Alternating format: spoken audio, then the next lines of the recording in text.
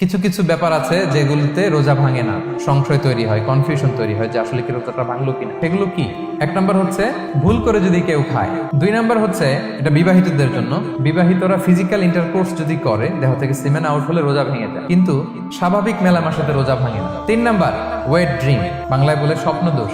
ঘুমের মধ্যে এমন কিছু দেখলেন ফলে আপনার সিমেন আউট হলো, আপনার রোজা ভাঙবে না, শুধু আপনি ঘুম থেকে উঠে ফরজ গোসলটা করে নিলেই হবে। চার নাম্বার হচ্ছে ব্লাড টেস্ট, ব্লাড টেস্ট করলে রোজা ভাঙে না। পাঁচ নাম্বার হচ্ছে অনিচ্ছাকৃত বমি। ছয় নম্বরে নোজ ব্লিডিং, নাক দিয়ে রক্ত ঝরলে মানুষের রোজা ভাঙে না, আনলেস যদি অনেক বেশি অ্যামাউন্টের হয়, আপনি ক্লান্ত হয়ে পড়েন, তখন তো আপনি রোজা ভাঙতে পারেন। সাত নাম্বার রোজা রেখে দাঁত ফেলতে পারবো কিনা, দাঁত ফেললে যে রক্ত বেরোয় এতে রোজা ভাঙে না। আট নাম্বারটা হচ্ছে ইনজেকশন, রোজা রেখে ইনজেকশন দেওয়া যাবে কিনা। কিছু কিছু ইনজেকশন দেওয়া যাবে, কিছু কিছু দেওয়া যাবে না। কোনগুলো দেওয়া যাবে না?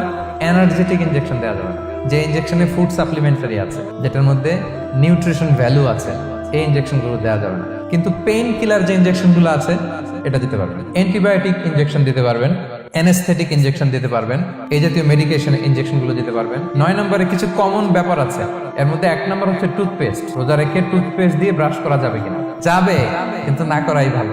আই ড্রপ দেওয়া যাবে। এরপরে ডায়াবেটিক পেশেন্ট যারা আছে তারা ইনসুলিন দিতে পারবেন, এত রোজা ভাঙে।